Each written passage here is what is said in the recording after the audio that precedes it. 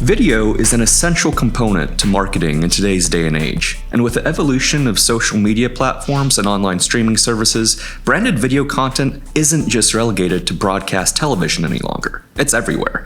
So no matter your platform or goals behind your video marketing efforts, you need to have content that's engaging enough to break through the clutter and grab viewers' attention. So just how do you make video content that sticks? Well, let's talk about it. Hey everyone, welcome to Momentum, a podcast by Jotform, where we talk about the technology, productivity tips, best practices, and strategic insights that help us move forward in business and in life. I'm Elliot, your host, and I'm here with Jotform's very own videographer, video producer, video manager, video editor, whatever you want to call him, because he does it all, Patrick Thornsberry, to chat with us about how he goes about crafting the optimal tech marketing video. Patrick, welcome to the show. It's great to have you on camera instead of off it for once. Yeah, it feels weird to be in front of the camera for once, but yeah, relinquishing control. I'm glad to be here. Distill your wisdom. So I want to be clear up front that for this conversation, we'll obviously be focusing on the video production process itself, referencing the various types of videos we make here at Jotform. We won't necessarily get as much into the broad overall strategy behind video marketing, because honestly, that's an entirely separate conversation. We'll definitely cover on another episode. But let's talk about the actual process of creating and stitching together marketing video content in a way that's as engaging as possible, which of course is your specialty. Do you want to start by giving a little bit of background about yourself and your experience in the video industry?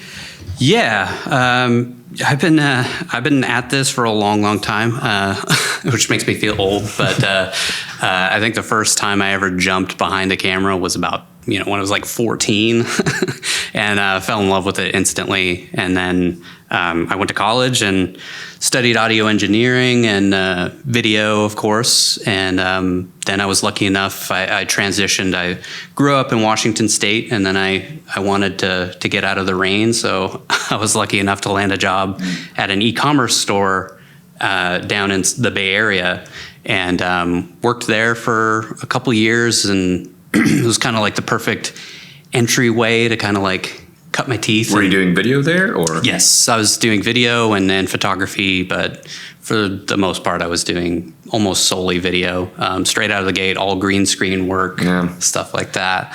So it was a great learning experience first thing, and I was able to kind of learn on the job, and ended up parlaying that into a job in Silicon Valley, working in tech hardware, kind of not on the software side of things, but on the hardware side of things, which was a whole different beast. Right. Did that for about 4 or 5 years, and then I decided to go full-time freelance. And Heidekin, the CEO of Jotform, I had already freelanced for Jotform a few times, got wind of it, and he was like, no, why don't you come over here and work for us instead? And yeah, I've been here 4 years as a full-time in-house video production manager, and yes, sir. And 1 year before that as a full-time freelancer. So. Yeah, and you've really done it all in that time, because we're now starting to grow our video team. We have an assistant video editor. We're hiring on more, but for a long time, for those 4 years, really it was really just you. Yeah. Both recording, editing, producing, making the graphics.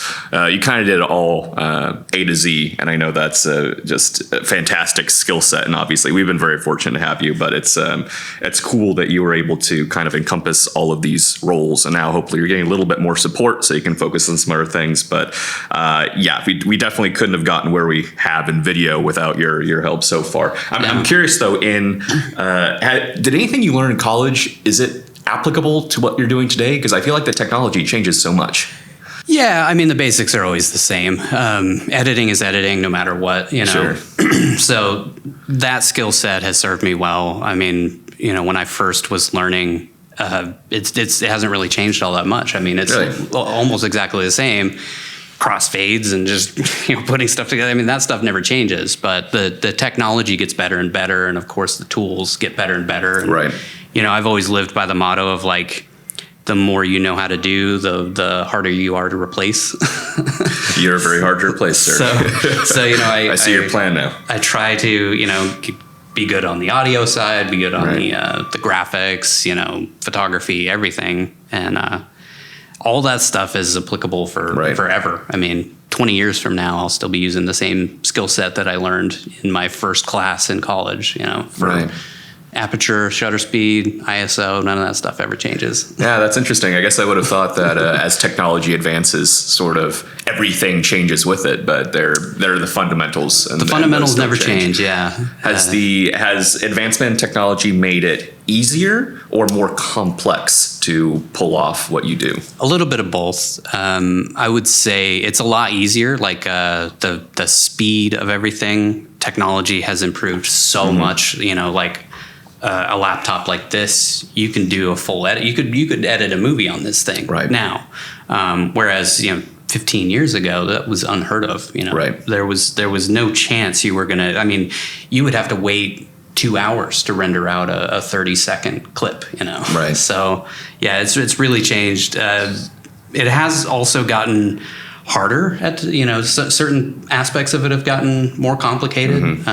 There's a lot more to choose from software wise these days, which is good. But great also power comes great responsibility. Every time that something else comes out, you got to learn that new skill set. And that can be challenging, especially the older you get, the more set in your ways. And I've never heard that. our assistant editor has very definite ideas of how she wants to do things versus the way that I do things. What? And I'm very like, I'm the old man, so I gotta keep my ways. But like, yeah, it is challenging, keeping up with that stuff. And it's like, if you don't keep up with it, you can fall behind real fast. Well, it's like the tech industry at large, the Jotform is it's just a constantly evolving industry, and you're on the cutting edge of that in another way, which is kind of cool to get a glimpse into that world. So let's talk a little bit, narrowing it down into the videos that you do for Jotform. Obviously, anyone who's familiar with our YouTube page or our content is probably familiar with the type of videos that we put out. But do you want to talk a little bit from a broad perspective, the various categories of video we produce here? Yeah. What originally brought me to Jotform was case studies, and those are still my favorite. But that is those are definitely like the coolest ones that we get to work on, like going out and working with customers. And that up until the pandemic was a huge part of my job, and hopefully will be returning soon. Hopefully, yes, we'd love to. Yeah, and since the pandemic, we've been shooting a lot more like product overview type videos, little ads for like Hulu and YouTube in general, and AdWord type videos and stuff like that. We shoot a monthly newsletter, which we've done almost for 4 years straight now. We've done a monthly newsletter. We lost a few months during the pandemic, but we've stayed pretty steady on that, and I'm kind of proud of like how that thing has evolved. Yeah, those are awesome. Started out as like this simple little video of Chad, our marketing head, sit in front of a camera in front of like a Jotform logo, and it's since evolved into this cool like. You've even been on camera for one of those. I have, for better or worse. Then we do, we have tutorials, little tip videos. I do little like animated explainers where I'll build like an animation in like After Effects. And now, is that an entirely different skill set, like the graphics side of things? Yeah, you do some of the animated motion graphics for us, it's a whole different beast. Yeah, it's more challenging in a way, but it's also easier because you can just kind of sit down and plug away, and you don't really have to rely on anybody else, which during the pandemic was a great thing because I didn't have to like bother anybody else. I could do the voiceover, I could do all the animation, I could find the music, at one-stop shop. I could do the whole thing from start to finish, which is great. Just a lot of work for you. A lot of work, yeah. Random oddball question, but obviously here in the Bay Area, we're actually very close to like Disney Pixar. Do you think it's a cooler or more difficult process if you're working at a Pixar and everything is animated versus doing a live action movie? If you could work at either type of studio. Yeah, this is totally off script. I would say the animation side would be so much more complicated. And so I don't think it would be as fun either because I mean, those animators, you'll get one animator who works on one scene for 3 weeks, and then they turn it over to the producer, and then they'll get notes, and then they have to jump back into that. I mean, one person could be working on one scene for crazy. 3 months, you know. Mm-hmm. Whereas on a movie, you know, you're running gun, shooting all day, and you can actually start seeing the movie come together within, you know, most movies take like a month to make. For better or worse again. But like a Pixar movie or something like that, those things can take 2 to 5 years. So. Yeah, it's crazy. It's an art form though. So back to what we were talking about though. So these different kinds of videos that you sort of talked about, you got the tutorial sort of ad-like videos that go on Hulu, obviously newsletter videos. Can you kind of take us through, I guess, sort of the production process end to end? Like what differs in the creation of these videos? How do you shoot like a newsletter video and then bring that to life versus one of these product overviews versus like one of the ones that leans more on animation?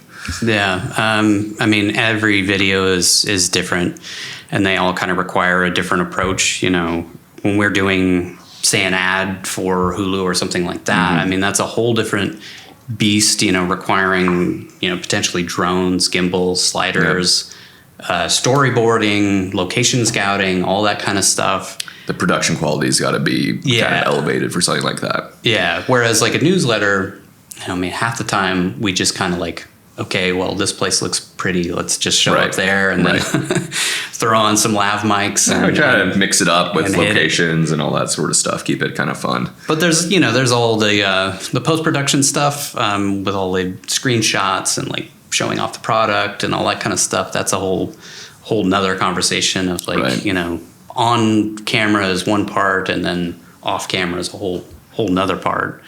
But there's, you know, dealing with like stock footage and stock photos and all that kind of stuff. Whereas like an animated video is completely different, you know. That one, you know, for me, it's a different process than a lot of people. A lot of people like to really like plan those things out, whereas I will just kind of like start tinkering away and just go for it. Throw some graphics into After Effects and just kind of start building something. I don't plan out my animations nearly as much as like I should.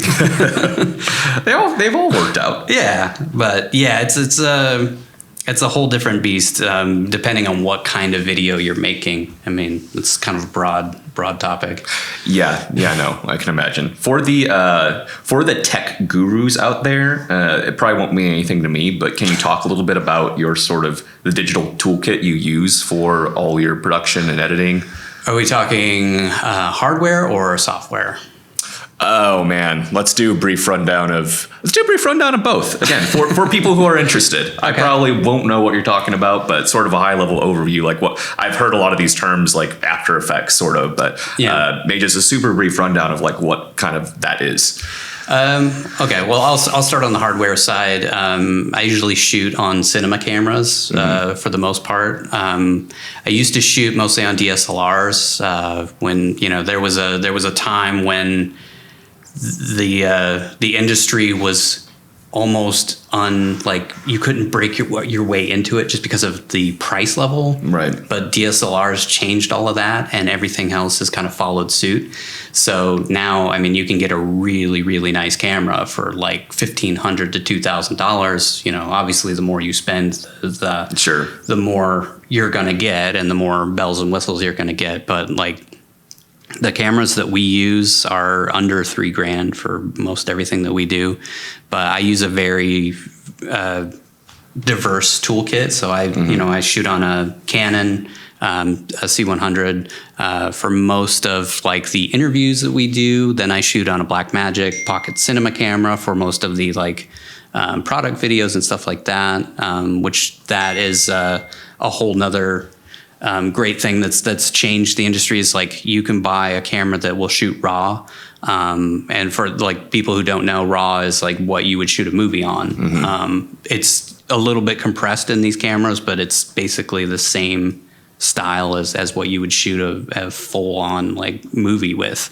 And then I use a GH4 which I should probably update at some point. But yeah, and then I have a 5D Mark IV that I'll use on interviews or for pictures and stuff like that. But what's funny is it all started with one camera back in the day. I had a 60D and a will to make cool videos, and here you are. Now you're making videos for Jotform. It's evolved into a whole thing.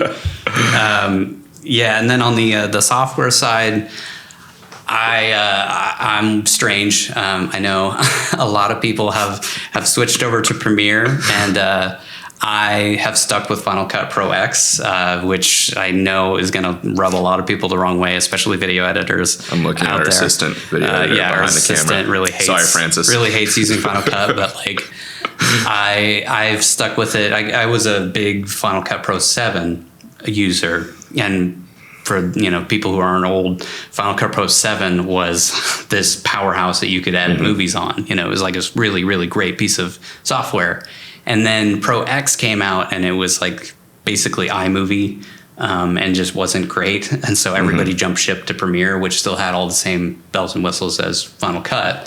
But I jumped over to Premiere, and then I realized how quick I could do an edit in Final Cut versus Premiere. So I kind of just kept jumping back and forth, like staying with Premiere with bigger projects, and then Final Cut for smaller projects, and it just slowly morphed into I just use Final Cut. Right. And then After Effects, I do all of the graphics and all that kind of stuff in After Effects.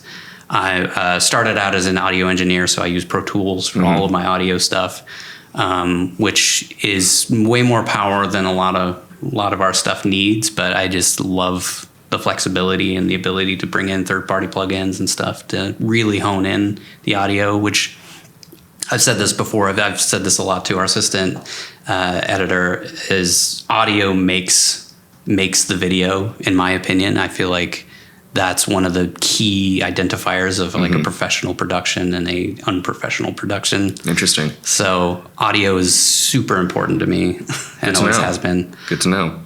I don't know. That's just a real brief. No, there that's are cool. a million other things, and I'm like watching your eyes glaze over a little bit. So I'm like, I am hoping that our tech geeks out there can get some benefit from hearing about this. Most of it is French to me, but it is really cool to kind of get a broader perspective of how much goes into just producing all this, both on the front end and kind of the back end. So it's obviously very cool that your video editors in general have to master so much. It's kind of crazy to think about until you are sort of behind the camera or get a glimpse into that world. Yeah, I mean, there's a million other, Illustrator, Photoshop. Like you have to kind of be able to jump through a bunch of different, kinds of software in order to make an engaging video. You have to be able to use graphics and make photos look interesting. A lot of people will just slap a photo into a timeline and call it good, but like the good people who are making engaging videos are making those do something that engages their audience. Do you feel like most good video editors have to have some kind of professional training, or is it something you can just kind of pick up if you have sort of the desire and the will? Yeah, I mean, that's a big question. I feel like you don't necessarily need to. You do need training, but I don't think you necessarily need to have college training. A lot of the stuff in college is just, you're not spending time editing for the most part. You're spending time in civics classes and English classes and all that kind of stuff. So you could get a quicker jump into the industry by just taking online classes, going through, like LinkedIn Learning. School of Motion is one that I use a lot for motion graphic design and stuff. I would say 75-80% of everything I know I learned after college. Interesting. I feel like it's that way for a lot of fields and industries, though. Kind of learn the basics if you can, if they're even applicable, but you really learn on the job. So that makes sense, but always helps to have some kind of base, I guess, like you're talking about. Some things never change. I will say the degree is your foot in the door. I mean, a lot of companies, you could be the best editor in the world, but if you're going after these tech companies, software companies, San Francisco, Silicon Valley, a lot of times they'll just chuck the resume aside if you don't have any kind of like a bachelor's degree or anything like that. Greens fee. So it's just an entryway in, and that's unfortunate because I know a lot of really great editors who never went to college, never spent a moment in a classroom, did everything online. But they're kind of at a disadvantage just by not having that degree. Right. You probably have to have a sort of really impactful portfolio to overcome that at some point. So, yeah. Well, I mean, studios, if you're freelancing full time, they don't care. They don't care at all. So, that's a whole different conversation of different types of jobs. But an in-house editor at a company like Jotform, you're probably not going to be able to get in the door without a little bit of college. Right. Well, there you go.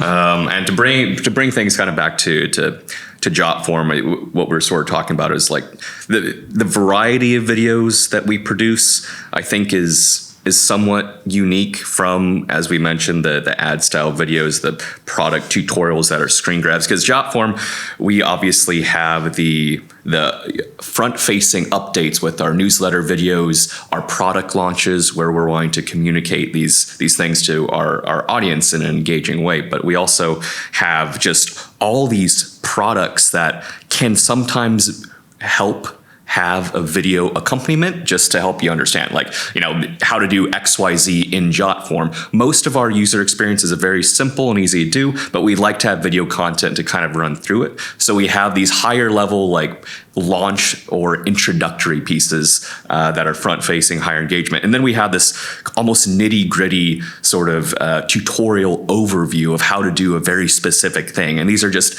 very different styles of videos. Yeah. So we produce kind of, I think it's sort of unique how we have such a variety of videos. And obviously it's been awesome that you've been able to kind of champion all those styles. I guess my next question would be, what do you say is the most challenging part of kind of being able to bring some of this to life, like especially for someone who doesn't know too much about video? What's a part of the process that I would be surprised to hear that, oh, I didn't realize that?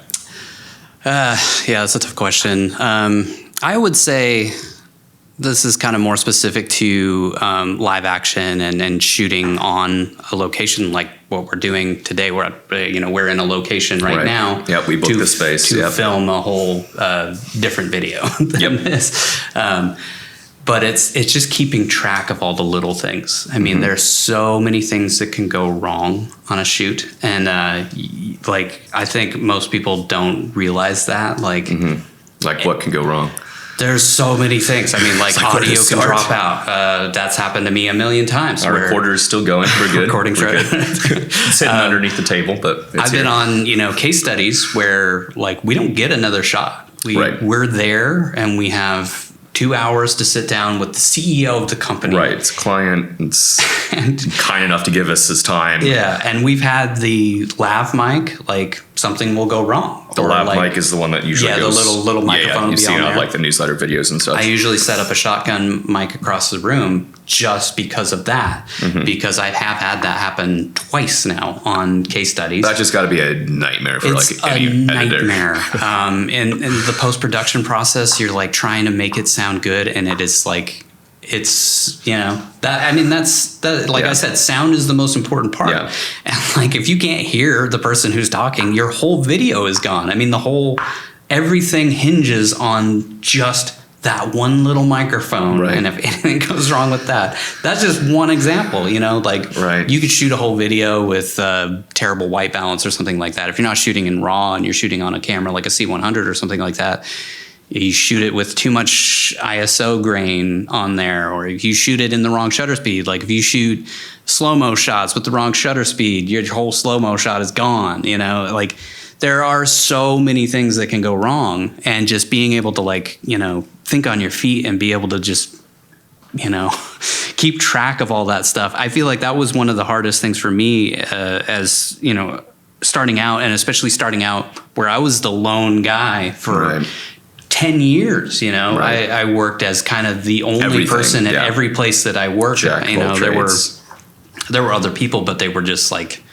marketing people like yourself, who are like those double marketing people. It's great to have those hands to help, but like when it comes to actually setting anything up, we just sit down and watch you do it. Yeah, exactly.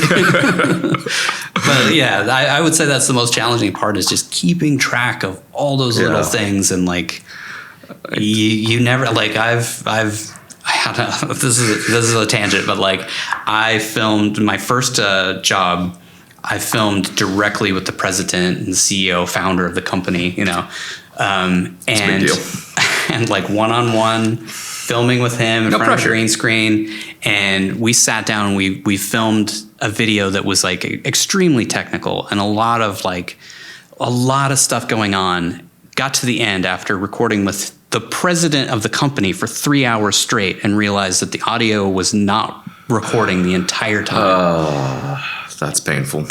Man, that's a tough lesson. Talk about embarrassing. I'm so sorry.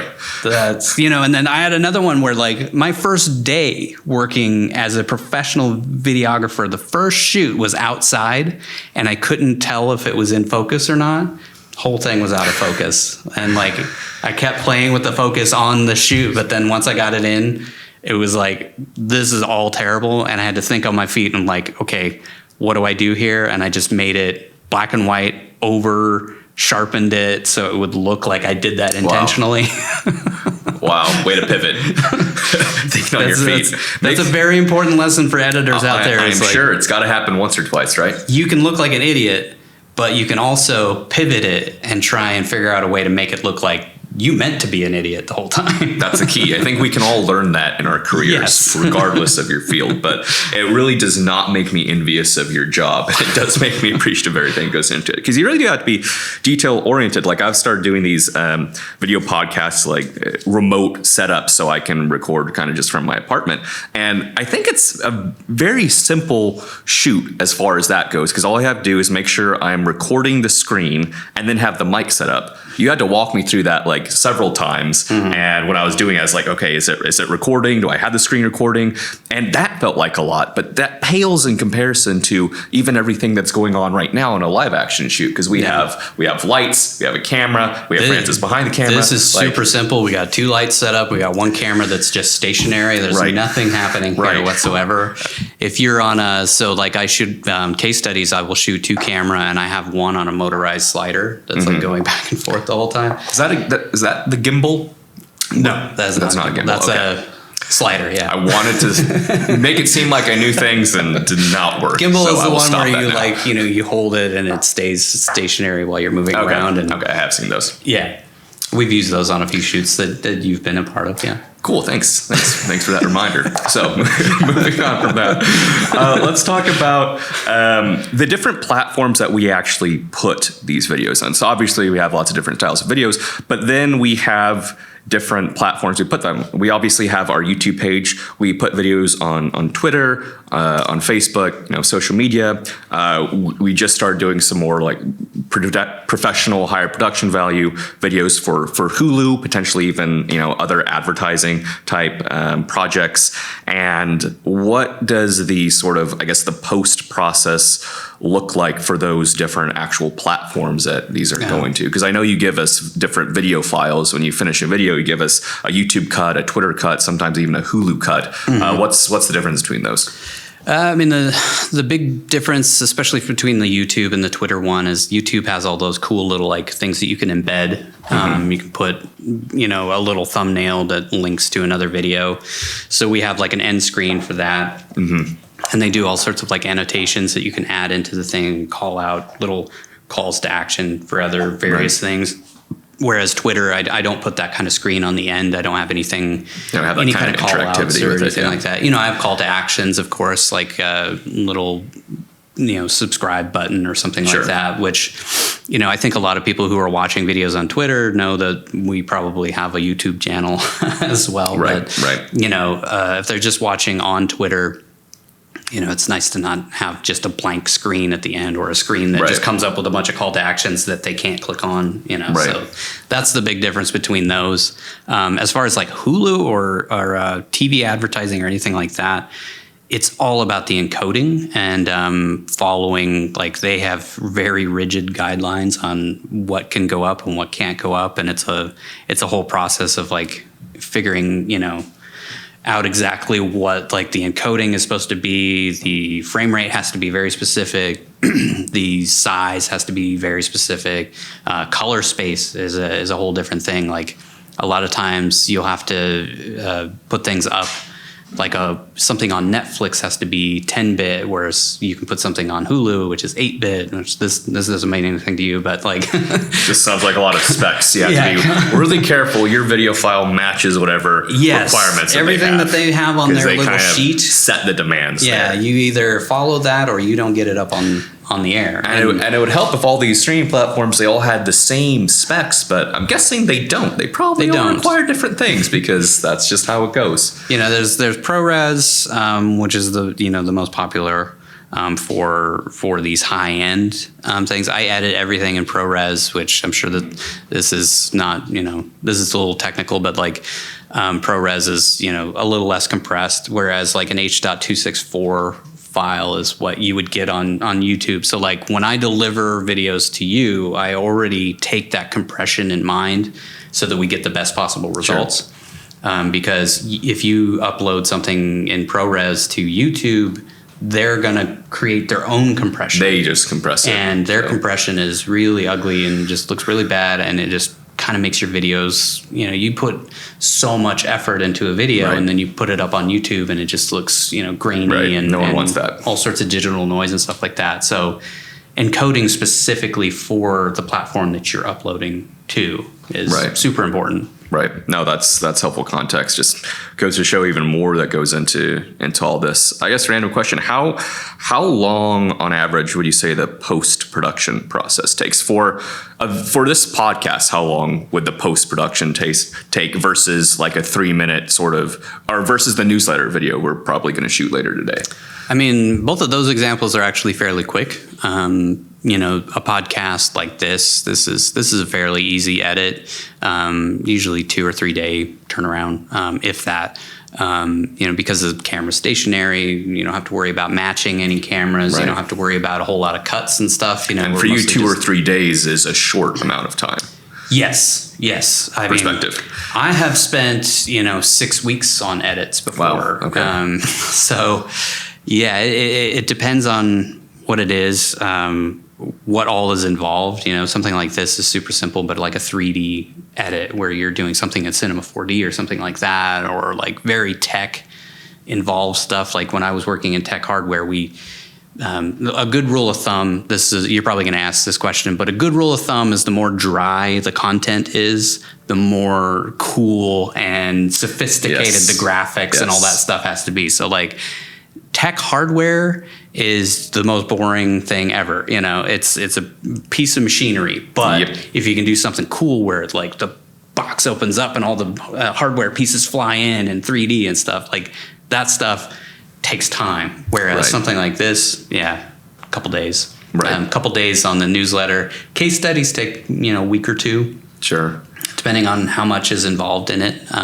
But that's mostly just to make it as professional as possible. Right. We took somebody's time and they took their time to sit down with us. So of course, better make it as good as we possibly can. And probably similar for like our higher production, like sort of ad style videos, which will also be filming today. A lot more time, especially on the color side of things. Color is important. DaVinci Resolve. You'll spend a lot more time over there, like getting the color as beautiful as you possibly can. Like our. We did an ad for April Fools. Jotform tables. Check it out on YouTube. This IKEA Pretty table. Proud of that one. And had to make it look like it was an Apple commercial. So like I spent a lot more time on the color on that than I would spend on this podcast. Turned out great though. So yeah. And for this podcast, we have this beautiful painting behind us. So the color is taken care of clearly. Yeah, it's beautiful. Anyway, you kind of stole my thunder a little bit. That was going to be one of my next questions because I think it's interesting if we sort of back up and look at tech marketing videos specifically, so, obviously what you're making for Jotform and just any marketing videos in the tech industry, our goals will differ from videos in another industry. They're going to be aimed at a different audience. And like you said, a lot of these things maybe aren't the flashiest to show per se. So how do you kind of spice up videos that are about just a technology product? Like, how do you make engaging content, or do you have any tricks or tips to, spice up your technology videos? Yeah, I mean, it all kind of depends on the industry. I think you got to know your audience. I think that's the priority number one, is like, who's going to be watching these types of videos, and then try and make the video targeted to that person. Usually the people who are watching these types of videos are looking for specific information. Right. So you don't want to like bury it with a bunch of flashy stuff. You don't want to like make it overly complicated. You want it to be simple, straightforward. One thing that I harp, especially to our lovely assistant editor, is make everything purposeful. Everything that's on the screen needs to have a point. Like, sure. If you're just showing something random and you lose your audience, like that's death. They're gone. You need to like make sure everything has a reason for being up on the screen. Intentionality, and then make things move. I think that's a huge thing, is like, don't sit on things for too long. People get bored real easy. I know things have changed in the industry, but I've always kind of lived by the 2-minute rule of like, try and make your videos under 2 minutes or so, and make them just move. Like, I kind of try and hit a cut every like 5 seconds or so. And by move, you mean literally motion on the screen. Literally, wide shot, close up, cut to screenshots, make sure that the screenshots are moving or zooming in, or, just a little bit of movement goes a long ways to keep your eyes focused. In animation, we have a whole thing where it's called eye trace. So you want to guide the eye of whoever's watching the video. So like, if you're going from a close up on somebody's face, then the next thing should be in the middle, So like a slow zoom into something, and then you want to lead your eye over to the left-hand side or something like that, like make sure that you're intentional with where you're leading people's eyes, especially with graphics and stuff like that. Another huge thing is your talent needs to be engaged themselves. Talent being the people actually on the screen. Happy is my mantra. I've heard that from you so many times. If you're not happy and you're not enthusiastic and you're in front of the camera, why do you expect the person watching the video to feel any different? They're going to be bored because you look like you don't want to be there. Yes. For anyone who's watched our newsletter videos, every single take right before it, Patrick says happy, which is why we always look so happy. A little bit more. Newsletter video. But it is a different sort of skill or talent, because I used to give a lot of presentations at my job before this, like very professional, data-driven presentations. And so I think I had a very sort of professional presentation, but like, that doesn't work as well for video. You need to be like happy. You need to be like, I feel like it also depends on what kind of video you're making. Like, if like, for instance, when I was doing tech hardware, it was very serious throughout the whole time. It was very like, we're selling you something that costs hundreds of thousands of dollars. We have a whole different vibe to the videos. Right. Maybe energy is the better word to focus on than energy. Happy. Yeah. But like, being engaging and being, if you're doing something like that, you need like a professional voice actor, somebody who is going to command people's attention. Whereas videos like ours, we're more of like, this is more of a relaxed type of environment. As software people are pretty relaxed. Our audience we do that is pretty relaxed. So, if you're forced to watch these, tech videos to learn things, at least they should be fun, and they should be for sure relaxed and engaging. And I pride myself on keeping that kind of vibe through Jotform videos. Is like, definitely, I feel like we're fun. We don't get too crazy goofy, although we have had some crazy goofy videos in the past. But we don't take it too seriously, but we do take it seriously at the same time. Right. Well, it's finding the balance, right? And it is, as you mentioned, knowing our audience, because obviously we do have some very niche product overview tutorials where the people who are watching those probably really need a very specific question to address. So no frills, get through that. But then, our ad style videos that will be exposed to audiences who maybe never heard about Jotform. Yeah. You need to engage them on basically a whole different type of level. Yeah. So it's obviously so critical to understand the differences that go into that. And some are more serious, some are really goofy. One I had to pour ketchup on myself. I don't know. We try to have fun with it. We try to keep things interesting, and that's part of the fun of working on video. Yeah. in my opinion. The fun goofy stuff is like the gateway drug. Like gets you hooked, and you're like, oh, I got to see more from Jotform, and then you get the more that's how we got the more technical it becomes, the more dry the subject matter will become. As it goes. But even on the dry stuff, though, we try to keep it pretty relaxed. There's still things you can do. Yeah, there are always things that you can do to make it more engaging. Right. So what would you say is the most satisfying part of your job if you had to look at it from kind of a broader perspective? I thought about this. I think it's the same thing as, when I was making videos when I was a kid.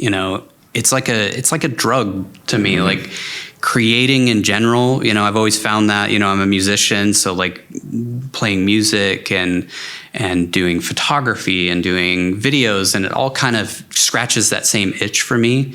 It's just it's so satisfying to like put a bunch of work into something, and then, that moment when you've exported it and you can sit back and look at what you've created, it's just such a I don't know. It gives me a high, and it's still that way. I mean, I've been doing this for half my life, and it's still just it's super satisfying. Certain projects are not as satisfying as others, for sure. To be expected. There's an old saying from a teacher that I had is one for the meal, one for the real.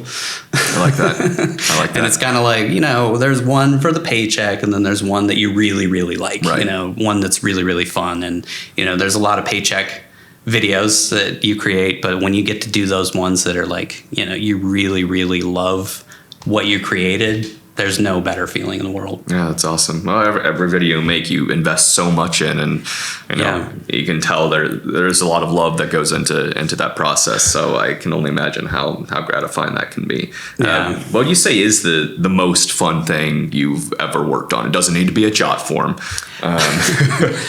I mean, there's a lot of different things. When I thought about this, I kind of thought more of Jotform specific, because I love doing those case studies. I mean, that is like the funnest thing that we get to do. The video team is, you get to go out.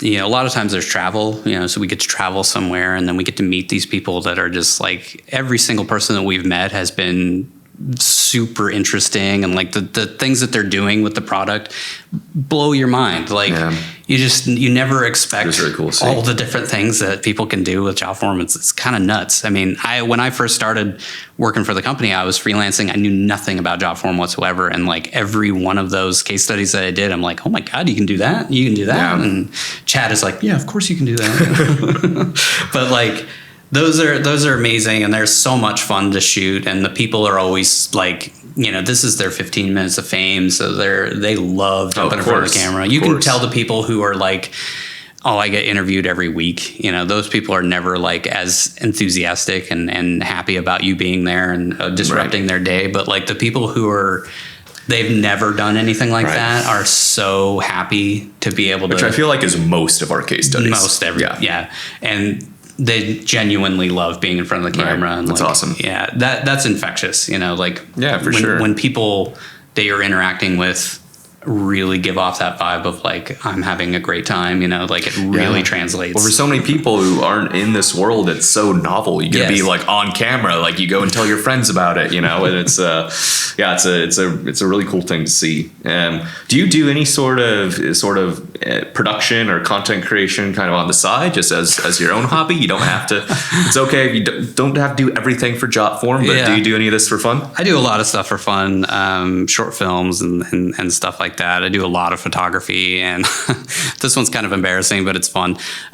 Me and some friends have been working on a Nicolas Cage podcast. That's very specific. It's like a video podcast that is like way over the top. Like we're spending like 3 hours discussing every single movie that he's ever been in. That is dedication, because that's a lot of movies. Yeah, there's a lot of Nick Cage movies, and like some of them are terrible, obviously, and then some are just like surprising, But like I don't know, that is really fun, and it's such a cool like. I get to use every skill set that I've developed over the years in that, with Illustrator, creating backgrounds, and Photoshop, all these different things, and it's just incredibly fun to do. So I can only imagine. Get to spend my days off from making videos, making Nicolas Cage videos. It's a passion project, and I'm sure he is never boring. Say what you will. Never boring. Never given a boring performance in his life. Shout out to Nick Cage. Be sure to check out that podcast, everyone. I think you said it's dropping in August or something. August, we've already recorded 10 episodes, and that's a lot of time to go to Nicolas Cage. I salute you for that. So I guess bring it back to Jotform a little bit, even though Nick Cage is great. What advice would you give to companies who are looking to expand their video marketing efforts in general? Irrespective of industry, I know that Jotform has obviously started to put a lot more resources and kind of attention to our video marketing efforts. It's been really cool to see all that grow. But as kind of leading that charge on the video production front, sort of what are your takeaways? What are your kind of nuggets of wisdom from that? I would say, the biggest thing is get started now. Mm-hmm. This isn't going away. Video is blowing up. And, I was lucky enough to get into it pretty early on in the process, but like, you can really see it's just exponential. Nobody wants to just sit there and, people are busy. And there's so many things like vying for our attention all the time. Mm-hmm. So, given the choice between a big giant article versus a 2-minute video, people are always going to click on that video first. If they want to dive deeper, they'll read. But that video is almost the entryway. Yeah, you're going to get people engaged there. I would encourage people to do it themselves, but the sooner you get somebody who really loves this stuff and is geeky passionate about it, like yours truly, like myself, the better, because you're passionate about your company. You might not be passionate about filmmaking, right? And getting somebody who's just as passionate behind the camera as you are in front of the camera is huge. I would say that's my biggest takeaway is like, video people soak up information like nobody else, like we have to, like I said, this industry is ever evolving. So we're constantly learning. Every single day we're learning something new. I've been doing this, like I said, half my life, and I learn something new every single day. And I'm constantly making mistakes, and that's, you gotta be able to live with those mistakes and learn from them. But yeah, I would say that's my big advice for companies. As far as like a big nugget of wisdom, I'd say the most important thing is just be yourself. Sure. Be authentic to your company, and don't try. If we tried to make Apple commercials here, we would come off as idiots. The Jotform Tables commercial is pretty close. We would look it's hard to tell the difference, and we obviously are outside of our wheelhouse. I think we make the perfect videos for our company, and we're a bunch of fun, quirky, goofy, dorky people, and our videos reflect that. And I think that, that's something I think a lot of companies struggle with, is that identity. Like, just be yourself. I think that's the biggest thing. Another thing I could say is, they say comparison is the what is that saying? The thief of joy. The thief of joy. Yeah, that I love that saying so much, but that applies very heavily in video because over here you've got like an Etsy store mom and pop shop just making little videos to show off their jewelry or something. Right. And then over here you got Steven Spielberg. Right. It's a wide spectrum. There's a wide spectrum of video production. There. Right. And don't be afraid to not know everything right off the bat. Mm-hmm. Just make your videos and get better. I think that's the most important part, and that's the thing that I've lived my entire career with, is like every single day is an opportunity to get a little bit better. Each time you put out a video, you try something different. Try to learn some new thing that you didn't know before. Sure. And just, get a little bit better with each video. Man, yeah, no one could say it better. You should teach your own masterclass from the man himself right there. Well, we've gone over a lot today, and it's been really cool to kind of dive deeper into your world and the things that you have to deal with on a daily basis to create this content that we're really churning out at a rapid rate. And it's so awesome to kind of see the scale and what we've been able to do, what you've been able to lead the charge, our growing team, Francis, our assistant video editor. Like it's really cool to see this team kind of come together and create this content that personally I'm really proud of as a Jotform marketer, and I hope is engaging with audiences for the purpose that we're going after. Yeah. When I started, I think we had like maybe 75 subscribers, and we had like 5 videos, and like it's been insane to see the growth over the years, and then especially now we've dedicated tons of resources into video, and publishing hundreds of minutes a month, keeps going up and up and up. Yeah, that's awesome to see. It's a great time to be in video, especially at Jotform. It is 100%. Anything else we missed? I feel like this was pretty exhaustive, from the software to the hardware to the process to the types of videos to Nicolas Cage. I think we covered anything. Is there anything else you'd like to add? I mean, there's a million other things I could add in there. I could rattle on all day about Nick Cage, but hang on to your seats, folks. I think we'll save it for another video. But